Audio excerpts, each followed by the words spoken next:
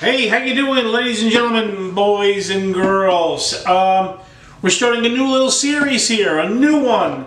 Like I said, I do this thing, but I have to, even though I manage to get it, actually I get inspired more than once a week for things I want to do on the channel, but then I just kind of write them down and they get a little backlogged. But I've been thinking about this one for a little while, and the right way to do it, I think I've got it. So here's what we're doing right now. This is going to be a Beatles review of their albums, but like the internet needs one more Beatle review.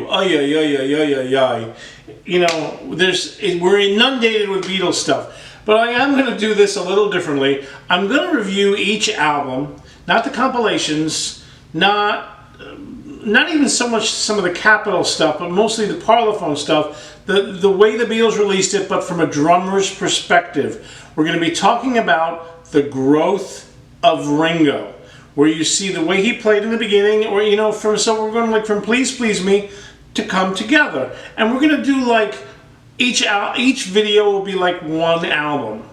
So today we're starting with Please Please Me, and I'm going to post that somewhere up here so you can see the cover. And this was their first album. This was their debut album. This was the first time they were really in the studio recording. The story goes that they cut this album in like 11 or 12 hours or something. That actually John Lennon had a bad sore throat. Some say strep by the end of the day. He could barely sing. But we're going to talk about the track by track. Ringo's playing on this, and I'm going to intermix a couple of demonstrations. We're going to try not to go too long on it, right? Maybe 20-25 minutes, hopefully under 30. Anyway, let's get right into this. If you like the Beatles, if you love the Beatles, if you're a drummer, if you like Ringo, let's talk about Ringo and how he grew from 1963 on Please Please Me to 1969 or 70 when it was released, Abbey Road, Come Together, and the little drum solo he did, and some of the stuff he did on the album, which is terrific. All of the stuff was unique though, so let's start right out with the opening track of Please Please Me, I Saw Her Standing There. Now, if you ask me, this is a much better tune than Please Please Me. Capitol Records was right in making this the first single. They were right. This is the better single, and I Saw Her Standing There went to #1. Please Please Me didn't go to #1 right away. It went later, but if you ask me, it's just a better tune. Same thing with Love Me Too. Love Me Do. Love Me Too. Love Me Do. I hate to say it, but I Saw Her Standing There is just a better tune. It's a better rocker. Now, I'm biased. I'm definitely a rock and roller. I prefer the rock and roll tunes. So let's talk about I Saw Her Standing There. First of all, it was George Martin's idea to use that count. 1, 2, 3, 4, in the opening. And what a way to start out your first song on your first album, right, with that count off. Good idea for George Martin. But I don't like all of George Martin's ideas on this album. I think they were his ideas anyway. So let's talk about I Saw Her Standing There. So Ringo is playing eighth notes, and here in this eighth note rock beat, he's not opening the hi-hat like he usually did. He's not, and usually does. He's not sloshing it around. And it's a little less of a shuffle than he began to do kind of more of later on. I think he might have been a little bit nervous because we'll talk about Love Me Do a little bit later. George Martin first used a studio drummer on a couple of tracks, so he plays it a little straighter. But what I want to bring attention to is Ringo in this tune. I believe in the first verse, although the mix is not completely clear, but he does it several times throughout the first couple of years. You hear him do this kind of thing. He's playing those eighth notes, and he just drops the bass drum on 1 or the and of 4 and 1. So it's cha-cha-cha-cha-cha-cha-boom-boom, cha-cha-cha-cha-boom-boom, right? And this opens up the bar. And then you see him get a little busier in the chorus and that kind of thing. You also see in this tune, Ringo doesn't even take a fill, really. There's a little tiny one, but not even a real fill until the end of the second verse. So he's really getting into this song playing right away, where the song didn't really need, because Paul's playing on this and the bass was so driving, he really just needed to give the band that one. And you can hear that bass drum, and maybe he was doing a 3, but he was doing it lighter. You really hear that boom, cha-cha-cha-cha, boom, boom, cha-cha-cha-cha, and it really opens up the song. I want to say this, think about this. He does this thing on other times on this album, and he does it on With the Beatles as well, which was the second album. And he does it a couple times in the career where he just drops that bass drum on 1. I play with a girl named Tasha Owens, and I do this occasionally with her. In that first verse, I just drop the bass drum on 1, and it's just a great way to open up the tune for the vocals, to give the vocals a lot of space, at the same time still drive it, and then build the dynamics by adding more of the bass drum as the tune goes on. There's a couple of tunes I do that in, and I started doing that because of what I heard Ringo do, and I just wanted to try it, and it works. As I said to you in my other little studio, room, whatever, that's actually my living room, this is my bedroom. You don't know it, I guess, but I know it. Anyway, this is I saw her standing there. Feel free to try this. I do this sometimes. It really opens up a first verse, or even a second verse going into a chorus where you're just putting the bass drum on 1. Alright? So it's about 160 beats a minute. I'm not going to actually time it out. I just want to have you hear it. Okay? Have you hear it. 1, 2, 3, 4.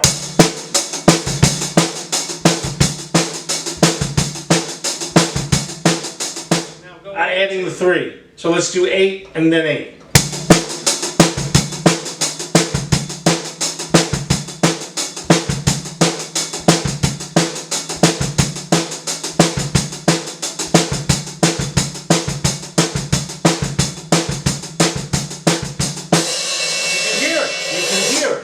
You can hear how it just moves the song along. Again, this is Ringo's genius. It's not about being complicated. It's about doing what's right for the song in simple ways that really open it up and progress the song along.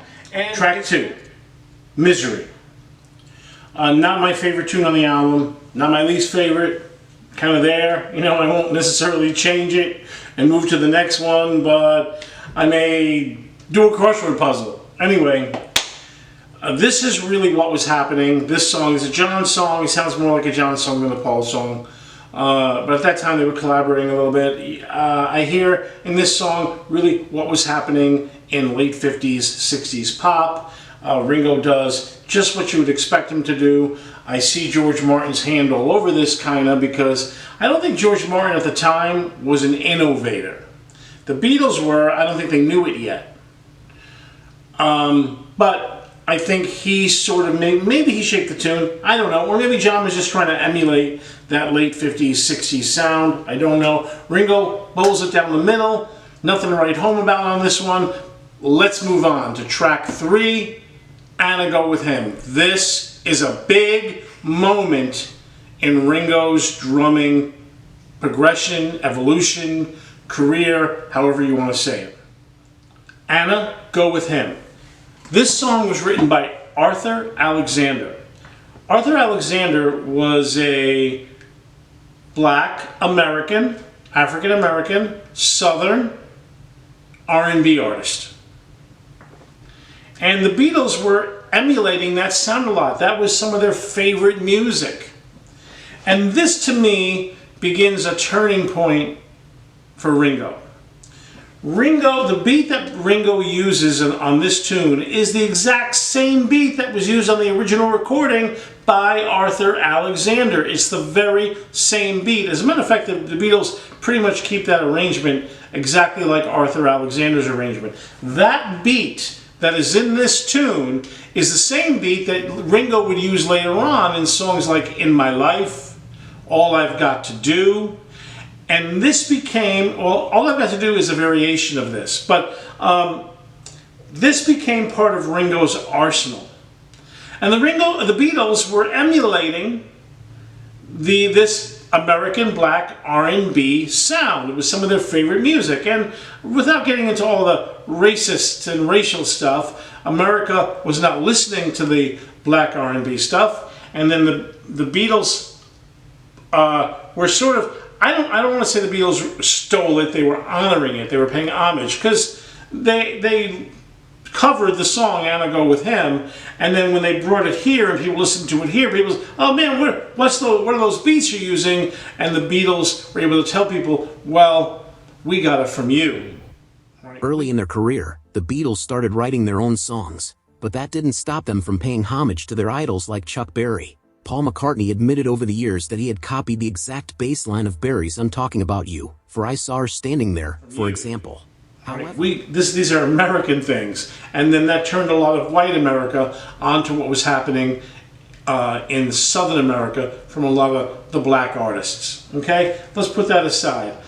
I'm going to take you right to the drum lab right now. I'm going to show you this beat that Ringo uses, which is way cool, and it really opens up the whole groove to the vocals, and it just changes the way that the hi-hat is used. And where anybody else, and I believe this, I can't prove it, but any regular old white English session drummer would have came in and played that song and he might have just had the cross stick there, you know, click, click on the snare drum. But Ringo lifted exactly the beat that was used by Arthur Alexander's drummer, and then that became part of his arsenal. Take it away, Vince. Yeah.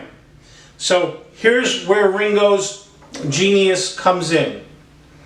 Ringo did not create this beat. This is the same beat that he does in My Life. And if you listen to the Arthur Alexander tune, it is the same beat. It is the same exact beat. Right? But what this song is, this is from the American South. Arthur Alexander was a black artist from the American South. I think Missouri or Mississippi, I'm not quite sure.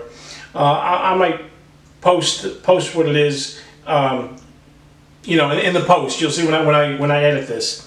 And what Ringo's genius is taking this beat, and he uses this beat and variations of this beat in other original Beatles songs, including "In My Life," which is the most famous. He does a variation of it in "All I've Got to Do."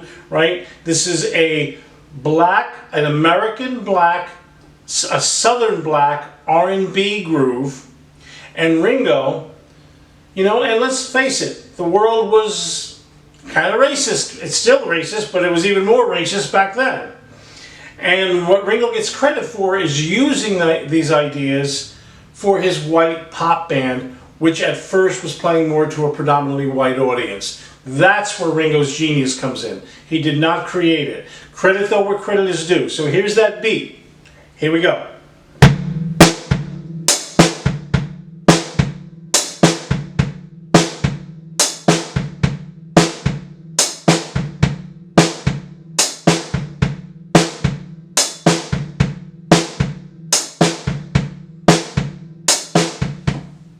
Beautiful. Track 4. Chains. A lot of people don't know that this is a Carole King tune. This is another big moment for Ringo. Listen closely, guys. He really starts that Ringo shuffle, right? Where there's that line, you know, in swing and shuffle music, right? Let me put it this way. Sometimes people think of, so this is straight, and this is swing, or shuffling.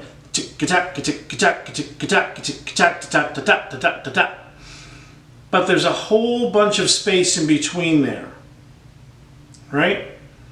So let's say 0 is straight and 10 is swinging.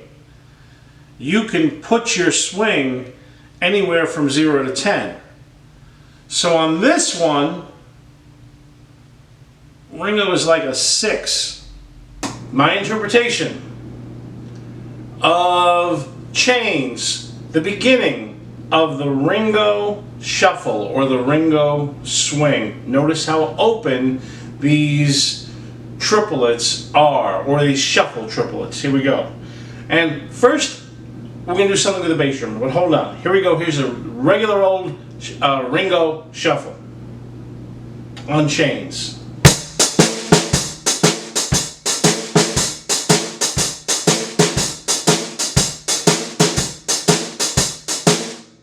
let's add our foot on what was commonly called back then as the heartbeat. The heartbeat. That's the heartbeat. That was a rhythm that was prominent in many of those late 50s, 60s tunes. So here we go.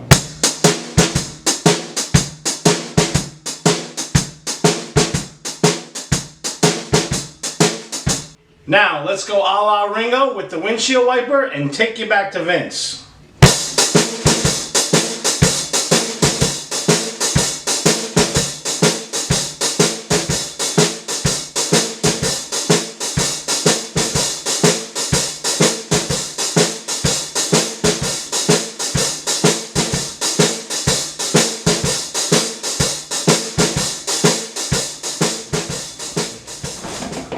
Alright, if you notice, I'm wearing a different shirt, and this is a long one, so I'm recording it over the course of about 2 weeks, maybe even 3, I'm not even sure.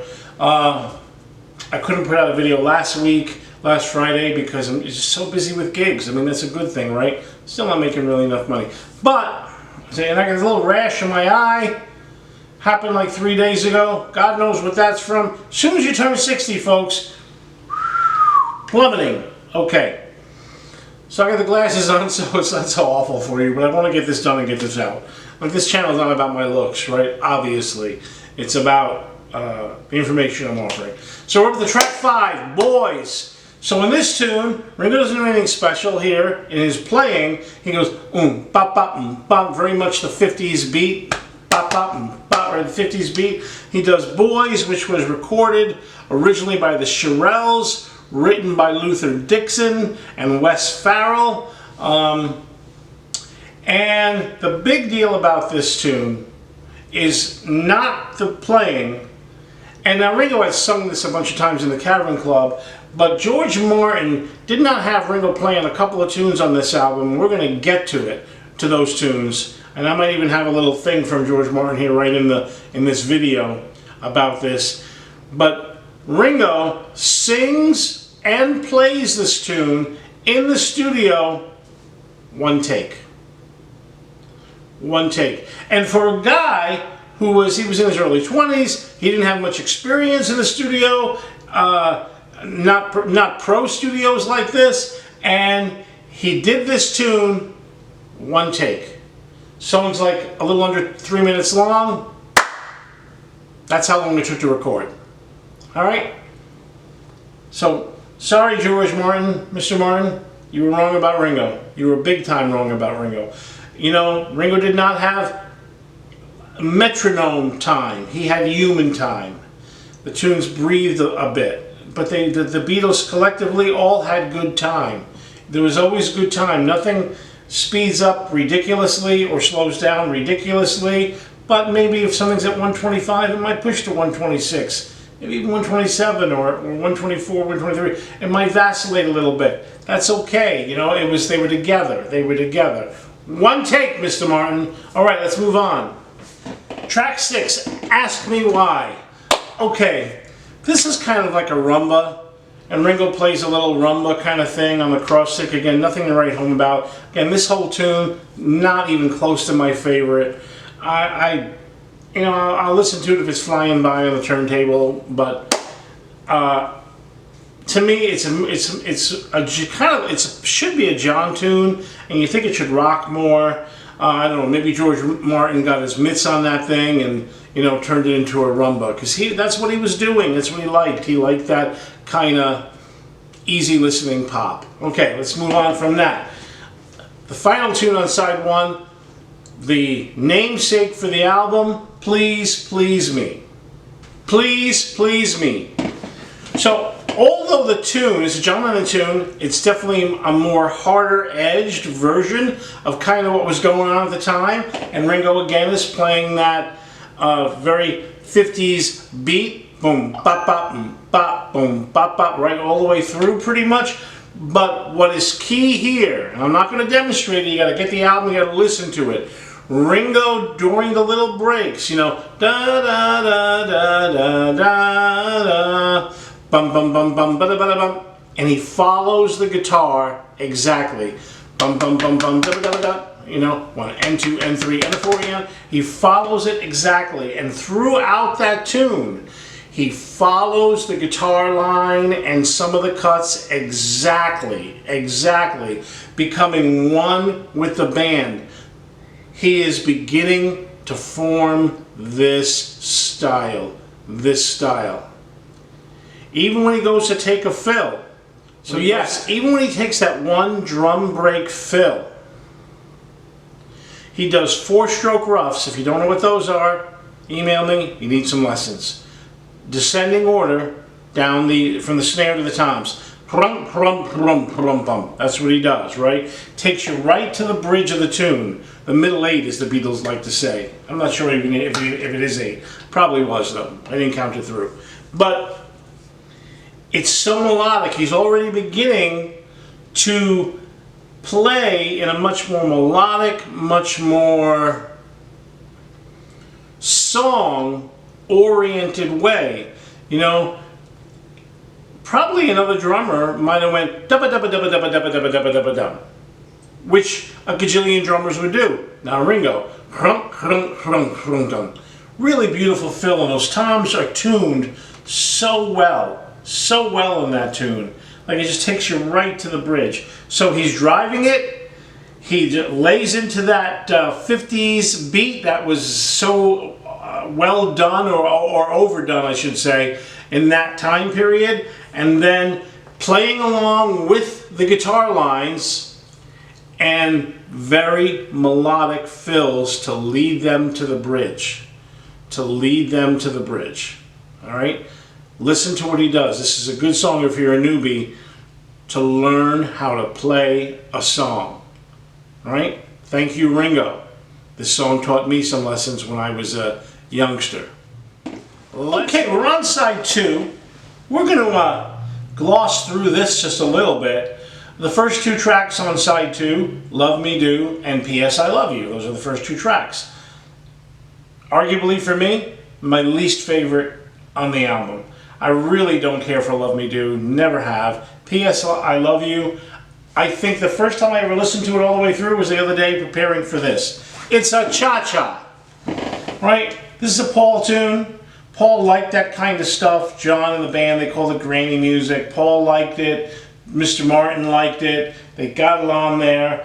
And the rumors are that Andy White played drums on it, the session guy.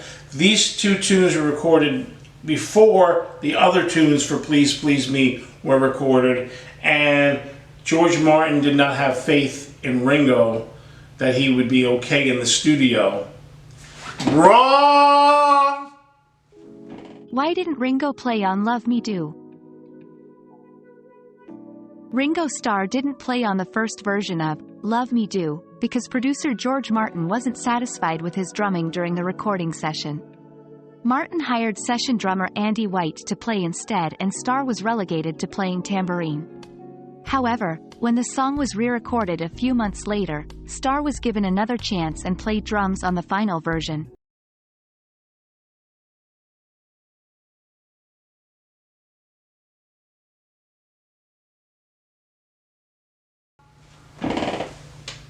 Sorry, Mr. Martin, but you are wrong! So please, a little respect. For I am Costanza, Lord of the Idiots. Okay. Moving on to track 3. We're moving through these, because there's one I really want to get to. There's 2, actually. Baby, It's You. All right? Very much that 50s, again, John Lennon is really emulating. It's a John Lennon tune, that 50s style. Nothing to write home about. But, again, not my favorite tune on the album. I Saw Her Standing There is definitely my favorite tune on the album. That and the cover, Anna Go With Him, my 2 faves. But Baby It's You, just classic early Beatles, classic early John, emulating that black R&B American sound that he loves so much. All right, we're up to track 4. Do You Want to Know a Secret? Lennon McCartney, they gave it to George Harrison to sing. When I was a kid, I really liked this song. As I listen to it now, older, it's just got that pseudo bossa guitar thing going on it, and I'm not as hip to it, but what I do like is what Ringo did. And one particular thing that Ringo did. In that chorus, you know, I'm in love with you, dun dun dun dun dun dun. That dun dun dun dun dun dun is just his foot. Just the bass drum. I'm in love with you, bum bum bum bum bum bum, doo doo doo doo, right? And doo doo doo doo. I can't sing, but that's for your own personal enjoyment. But I'm sure good looking. Anyway, eighth notes on the bass drum. If it was me and I had walked in that studio, or maybe Andy White, I'm in love with you. Right?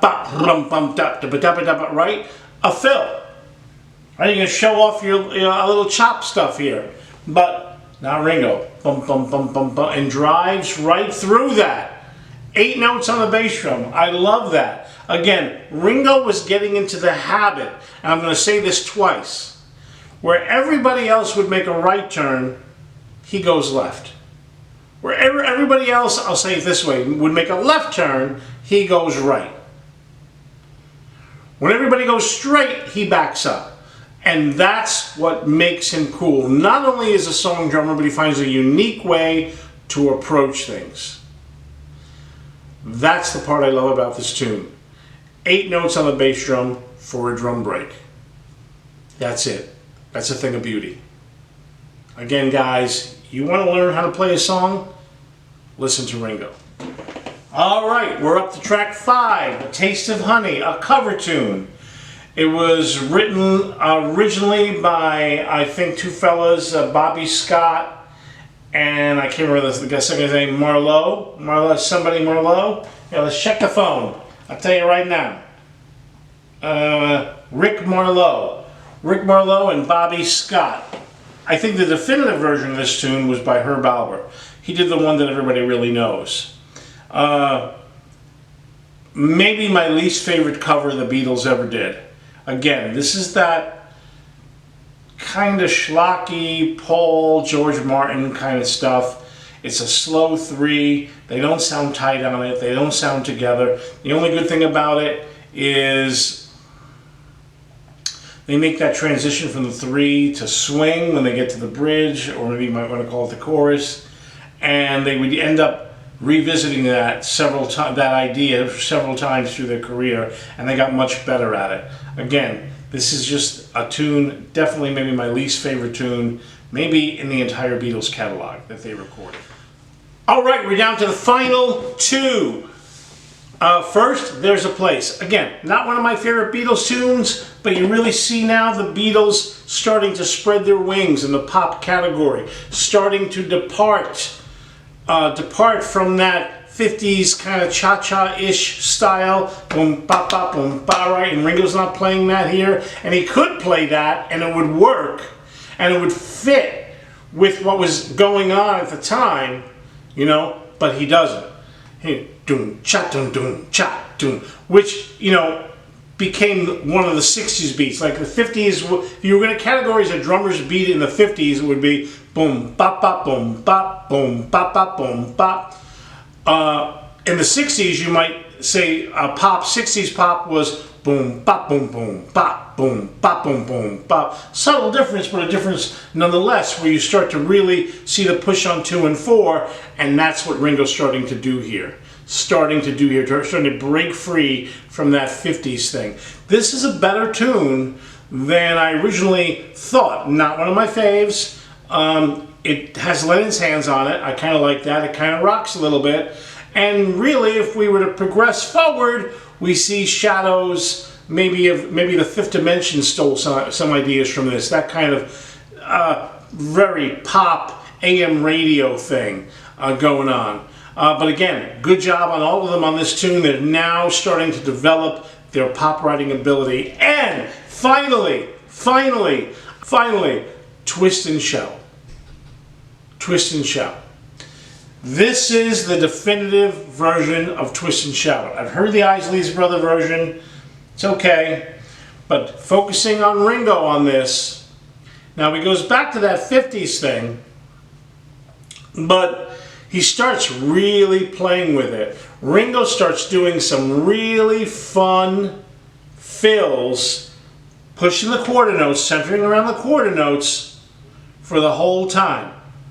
The whole time, about every 8 bars. And he's really having fun. He's having a good time. And so now Ringo is really bringing the drums out front. In this tune, if you ask me, is one of the first times, even though it's a cover, one of the first times you hear Ringo stretching himself to become that truly 4th member of the Beatles. His fills, that he wasn't just going to be playing beats that could be filled in by any session drummer off the street. He was now going to be a force to be reckoned with. And at the end, they do those chord note triplets, again, a thing that the Beatles would revisit time after time, and Ringo at the very top of them, right, bum, bum, bum, bum, bum, bum, bum, whop, whop, and he does those whop, whop, he does those drags. If you're right-handed, he would go left, left, right, left, left, right. Left-handed, go right, right, left, right, right, left. I demonstrated in a second. Take a look at it. Lastly, one of my favorite closers for any album, Twist and Shout. And if you ask me, as I said in the other room probably, I haven't recorded that yet, so I don't know. I like this version way better than the Isley Brothers, right? And again, he's doing that thing with the bass drum. And I actually do this exact beat for a woman I play with, Tasha Owens. She has a kind of a rumba-ish tune. And I do that same thing where I use the bass drum only on the end of 4 and 1. So this song comes in at about 130 beats a minute. So I'm not going to click it out. We're going to get close though, okay? Here we go. 1, 2, 3, 4.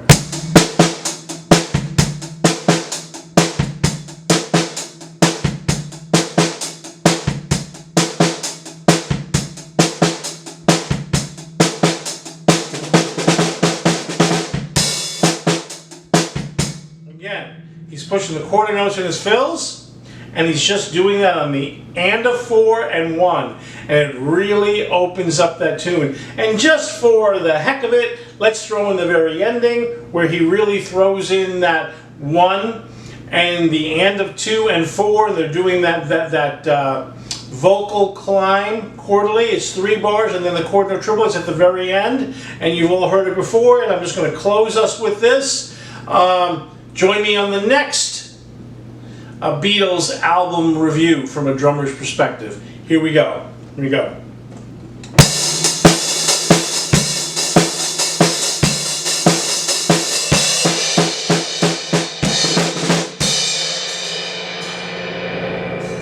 That is the definitive version. The definitive version.